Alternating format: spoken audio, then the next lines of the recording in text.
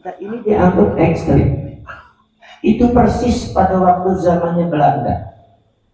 Belanda itu memframing daripada kegiatan-kegiatan yang dilakukan oleh para ulama, para kiai.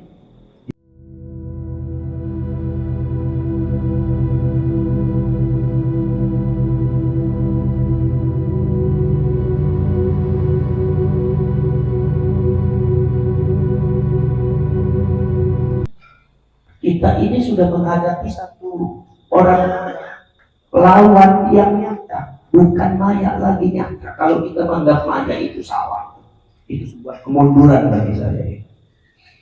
Saudara-saudara sekalian, cuma ada framing yang dibangun ketika kita itu menangani persoalan kebangsaan dalam rangka membela bangsa, leluhur dan sejarah. Ya, cuma kebenaran ini dilakukan oleh oknum-oknum Ba'alwi, ya kan?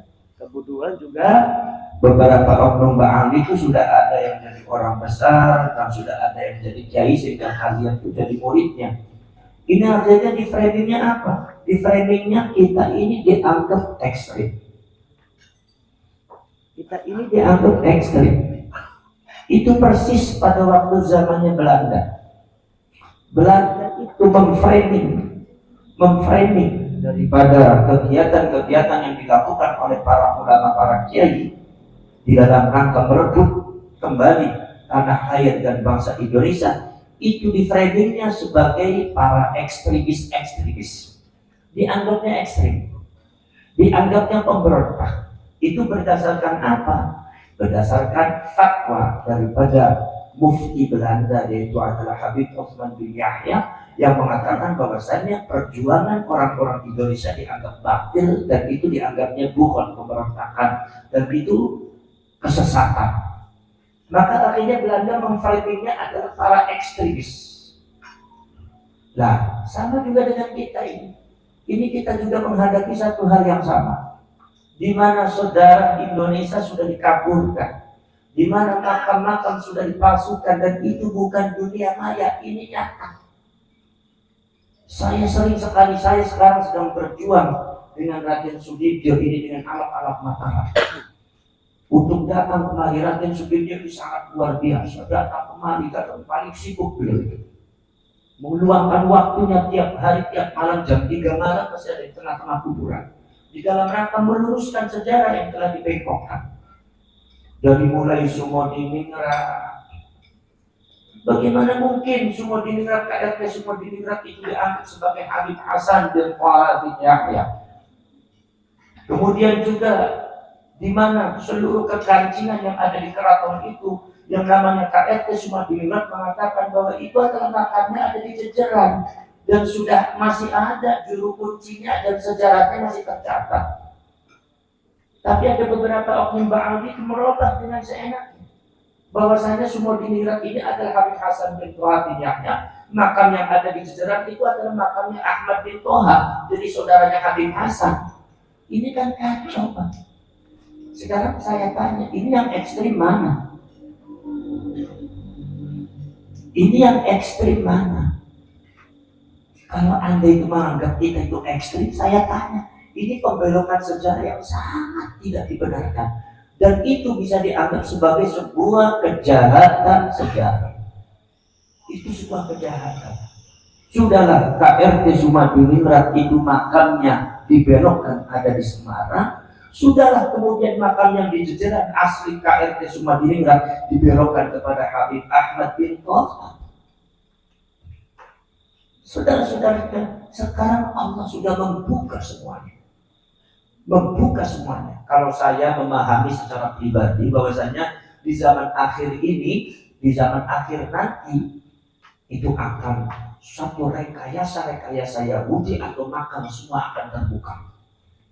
Saya pertama membaca itu bagaimana kitab Talmud terbuka, bagaimana kitab Taurat dan Injil itu sekarang perubahan lafaz-lafaz yang dirubah itu sudah mulai terbuka. Masyarakat Eropa dan Amerika sudah mulai mengerti dan memahami. Bahkan yang aslinya bagaimana sudah mulai ditemukan, sehingga banyak mereka secara sukarelawan masuk Islam. Jadi mereka masuk Islam bukan karena orang Islam. Mereka mengatakan kalau saya masuk Islam melihatnya orang Islam, tidak jadi masuk Islam karena orang Islamnya perang terus. Tapi saya masuk Islam karena saya melihat ajaran saya dari Taurat dan Injil. Ini Injil, kalimat-kalimat itu sudah banyak orang-orang pintar sekarang. Dari bahasa Ibraninya, bahasa Suryaninya dibuka, ternyata Injil itu mengalami satu perubahan yang sangat luar biasa. Di antaranya kata Tuhan diganti Tuhan. Padahal itu hanya beda ternyata itu di dalam tulisan aslinya di Ibrani, di Suryani itu enggak seperti itu. Bukan tegar, tapi the Lord. Lord itu adalah uang, bukan Tuhan. Tapi kenapa diterjemahkan dalam bahasa Inggris tegar Tuhan? Ini masyarakat sudah tahu, sehingga kita semua itu bisa melihat bagaimana perkembangan Islam ada di Eropa, bagaimana perkembangan Islam secara mendadak ada di Amerika. Itu kenapa Allah ini sedang membuka semua buruk-buruknya orang Yahudi, yaitu dalam rangka membelokkan sejarah yang ada pada Taurat dan Talmud, termasuk juga sejarah pembelokan terhadap agamanya Nabi Isa, yaitu adalah Injil. Termasuk juga Allah Subhanahu wa taala sekarang sudah membuka bagaimana itu Palestina, bagaimana itu Zionis, siapa itu Judaism dan siapa itu Bani Israel. Bahwasanya saudara-saudara sekalian, di samping tadi kata Kiai juga betul apa yang dikatakan, dari bahwasanya di Palestina saja belum selesai. Lalu begitu juga kita memahami Israel bagaimana? Apakah seluruh Bani Israel itu setuju terhadap pencaplokan Palestina? Oh tidak. Ini harus dipahami. Siapakah itu yang ingin mencaplok Palestina? Itu ternyata bukan Judaism, bukan Yahudi yang disebut Bani Israel, tapi mereka kelompok-kelompok di luar Judaism yang mengklaim dirinya Yahudi dan mencaplok nama Israel. Sebetulnya mereka menyebut dirinya dengan Zionis. Ini Zionis. Makanya kita jangan aneh kalau seumpama kita ke Palestina, orang Judaism yang belajar Taurat tidak setuju terhadap pencaplokan Palestina. Bahkan mereka mengatakan kembalikan Tel Aviv kepada Palestina, kembalikan tanah Palestina kepada masyarakat, dan kami tidak setuju. Judaism benda Bani Israel. Bani Israel bukan Nabi Yakub. Isra'atun il Allah, Israel Abdullah. Kenapa Nabi Yakub disebut Israel? Karena Nabi Yakub ketika berkenalan bilang maksud saya adalah Israel, ayah Abdullah. Jadi ini ada keturunan Israel, ada Judaism. Judaism adalah orang-orang yang memahami agama-agama Allah dari Taurat, walaupun Taurat itu dirubah. Ada lagi orang yang mengklaim dirinya Yahudi, yang disebut oleh para sejarawan adalah Yahudi Hazari. Yahudi Hazari inilah yang menurutkan di antaranya Yahudi Askenazi, dan Yahudi Askenazi yang Hazari ini sudah ditetapkan oleh para pakar genetika. Jadi kalau Anda protes sama pakar genetika. Kami bukan pakar genetik, tapi mereka yang memahami bagaimana tentang haplogrum, bagaimana perjalanan kromosom itu mereka sangat paham. Dan bahasanya kesimpulannya apa? Kesimpulannya adalah kaum Ba'ali itu adalah genetikanya adalah Askenazi dari Hazari. Hazari ini Yahudi tapi bukan dari Nabi Ibrahim, Abraham bukan. Memang kalau seumpama cerita Hazari ini memang agak unik. Uniknya bagaimana? Kalau seumpama kita di dalam Al-Quran, kalimat taqtuluna anbiya Allah in kuntum mu'minin. Kenapa kalian membunuh nabi-nabi Allah kalau seumpama kalau seumpama kamu orang beriman? Kemudian kata Allah Subhanahu wa taala, am yahsuduna an-nas bima atahumullahu min fadli. Apa kalian mau hasud, mau iri terhadap orang yang telah Allah berikan anugerahnya? Di antara Nabi Ibrahim dikasih kitab dan anak cucunya dari para nabi, para rasul. Kalau bicara konteks Hazari ini, saudara-saudara kalian, di dalam sejarah saya itu mendengarkan apa yang diucapkan oleh di antaranya adalah sejarah perjalanan Dr. Manahim Ali. Itu di antaranya. Itu saudara-saudara, ternyata memang itu saudara-saudara kalian, Hazari inilah ini yang memiliki rasa hasud luar biasa terhadap keluarga Yahudi dari Bani Israelnya, yaitu adalah Nabi Ibrahim. Hazari mengatakan, kenapa yang jadi Nabi dan Nabi Rasul dari kalangan mereka bukan dari kalangan kami? Bukan dan kami lebih tinggi, lebih suci, lebih besar daripada mereka, lebih hebat daripada mereka. Jadi klaim ras paling tinggi itu sudah ada dari orang-orang Hajari sejak dari dulu sampai sekarang. Akhirnya apa? Mereka hasud. Akhirnya apa? Mereka mempercundangi para nabi, para rasul. Nabi dihina, rasul diinjak. Sampai akhirnya banyak yang terbunuh. Ada beberapa orang Yahudi itu membunuh para nabi. Sehari itu 90 nabi dibunuh dari berbagai macam tempat. Subhanallah. Nabi Yesaya juga subhanallah. Nabi Yesaya itu antara Nabi Yahya dengan Nabi Sulaiman. Itu saudara-saudara kalian, begitu ngumpet di pohon itu masuk dalam pohon karena kainnya itu kelihatan, dikejar-kejar oleh kaum Yahudi Hazari. Itu akhirnya digergaji. Nabi Yesaya terbelah menjadi dua. Nah, kita mengingatkan bahwa karakteristik mereka itu seperti itu. Jangan anggap bahwa kita itu adalah orang ekstrim, karena itu adalah perjalanan sejarah apa yang disebut oleh Allah, fa'tabiru ya ulil albab. Ambillah pelajaran dari perjalanan fasiru fil ardh fanzuru kaifa kana 'aqibatul mukadzibin. Bagaimana sih kalau kalian berjalan di mana di muka bumi, silakan pelajari sejarah. Itu bagaimana keadaannya seperti itu. Saudara-saudara kalian, ini Hazar ini termasuk yang membelokkan daripada kerjasama dengan beberapa raja Damaskus dan orang-orang Roma membunuh Nabi Isa juga. Ini Hazar itu yang membelokkan sejarah juga sama. Jadi membelokkan sejarah, klaim sebagai ras yang tertinggi itu pada dimiliki oleh Yahudi. Dan menurut pakar genetika itu yang ada di dunia, termasuk juga ada pengakuan dari keluarga Yahudi mengatakan bahwasanya kaum Ba'ali ini adalah genetikanya Yahudi Hazari. Kalau sumpah kita bicara ini, jangan dianggap kita itu ekstrim pada Habib. Itu bicara hakikat. Qulil haqq walau kana murran wa la taqtumul haqq wa antum ta'lamun. Kalian jangan menyembunyikan kebenaran hakikat kalau kalian tahu. Justru aku menyalahkan kita nanti. Kita harus memberikan pencerahan. Sebab apa? Sebab ini korbannya masyarakat banyak sekali di Indonesia itu. Berawal, jadi bukan masalah perjalanan, masalah seumpama apa oknum-oknum habaib semacam Habib Smith atau Habib Rizik, bukan sekitar itu. Walaupun mungkin sejarah itu berawal dari situ, tetapi sebetulnya tidak ada sunnatullah di dalam rangka membuka borok perjalanan daripada rekayasa dan makar-makarnya orang Yahudi di dunia ini sejak dari mulai zamannya Nabi Ibrahim, sekarang mulai masalah Taurat, Injil, masalah Palestina, dan di Indonesia ada kejadian masalah Baal. Ini memang harus sudah waktunya terbuka. Jadi ini adalah menurut saya al-harakatul ilahiyah. Ini adalah gerakan Tuhan.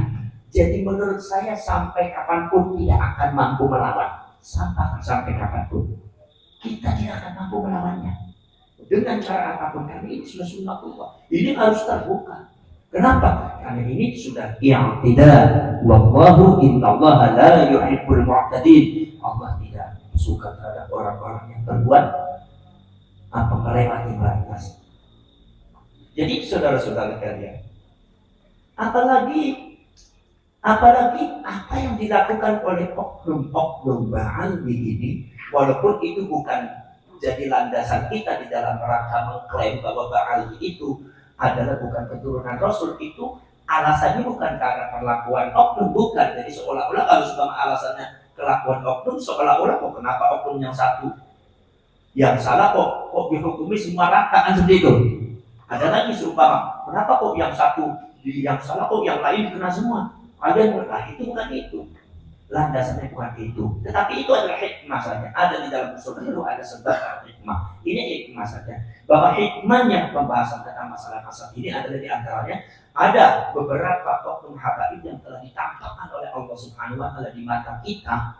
Beliau memiliki kelakuan yang di luar batas, yang sangat bertentangan dengan Al-Quran, hadis, sangat berbahaya bagi bangsa ini dan rakyat ini, dan menurut saya sangat berbahaya bagi agama.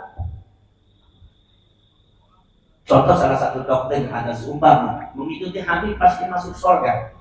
Ada lagi doktrinnya bahwasanya ikut Quran tidak ada manfaatnya kalau tidak ikut Habib, tetap masuk neraka. Itu menurut saya sudah doktrin sangat berbahaya. Dan yang paling harus memberikan pencerahan itu adalah orang-orang Nahdlatul Ulama. Orang-orang bisa ada satu doktrin-doktrin yang masuk dari manapun yang akan menyesatkan masyarakat, itu orang NU harus berada di garda terdepan untuk meluruskan. Dan itu bukan ekstrim menurut saya. Tidak ada ekstrim. Kenapa? Karena mereka sudah melakukan sangat luar biasa. Kita sudah tahu bahwasanya gerakan-gerakan oknum-oknum habaib ini adalah sudah merambah politik. Merambah politik sampai bagaimana gerakan kemarin-kemarin dari FPI lah.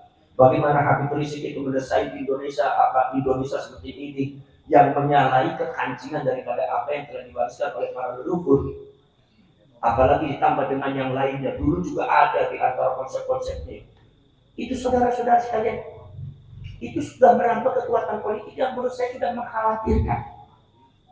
Ada beberapa daerah yang sudah itu sangat luar biasa. Itu sangat susah itu untuk bagaimana memberikan pencerahan. Padahal kita itu membahas tentang masalah nasab itu bukan karena kita benci, bukan, tapi memberikan contoh, memberikan kedudukan secara proporsional. Siapa itu Habib, siapa itu Rasulullah, siapa itu Wali Songo.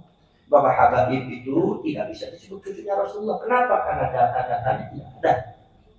Yang dipelajari oleh para ulama dan para kiai itu saudara-saudara kalian, itu saya tahu sendiri pada waktu pertemuan ada di Bendaka, itu yang dipelajari itu saudara sekalian, itu bukan 1-2 kitab, 250 judul kitab, dan sekarang sudah 280 judul kitab sudah dibaca itu. Itu ternyata tidak menemukan bagaimana ketersambungannya oknum Ba'ali dengan Rasulullah. Jadi permasalahannya kita tidak sedang perang dengan Ba'ali, tidak, mendudukkan habaib pada proporsinya.